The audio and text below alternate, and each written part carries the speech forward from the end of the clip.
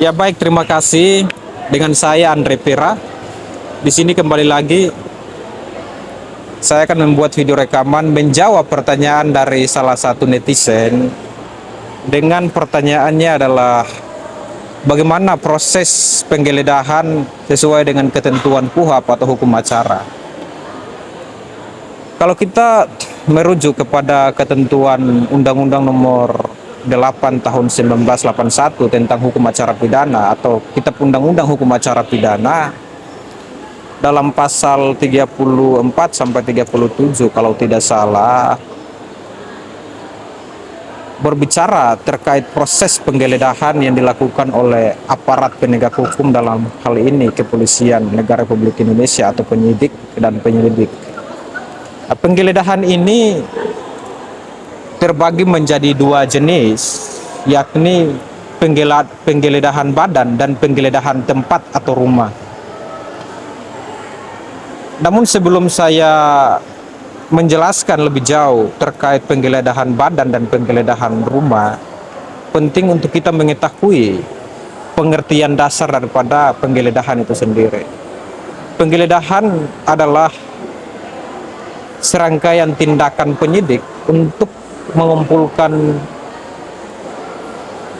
bukti terkait peristiwa tindak pidana.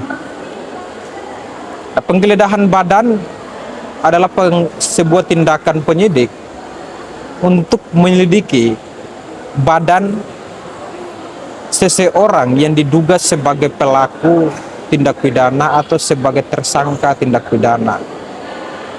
Penggeledahan rumah atau penggeledahan tempat adalah seorang penyidik, dia menggeledah rumah di mana diduga seorang pelaku atau terduga pelaku tindak pidana mendiami atau menempati rumah tersebut. Penggeledahan tempat atau rumah ini bisa saja di tempat umum, misalnya di hotel, di penginapan di mana seorang pelaku mendiami tempat tersebut. Namun penggeledahan rumah ini dilakukan dengan beberapa syarat yang harus dipenuhi oleh penyidik maupun penyelidik.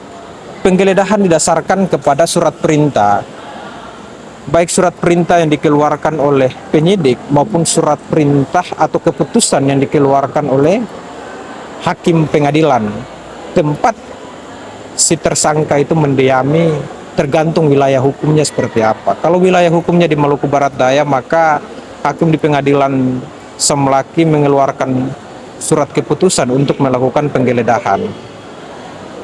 Penggeledahan rumah ini harus disetujui oleh tuan rumah maupun saksi yang ada di rumah tersebut. Kalaupun tuan rumah atau saksi tidak menyetujui adanya proses penggeledahan, maka penyidik dapat memberitahukan kepada pemimpin yang ada di suatu tempat, misalnya kepala desa atau kepala dusun, untuk hadir di tempat untuk dilakukannya penggeledahan.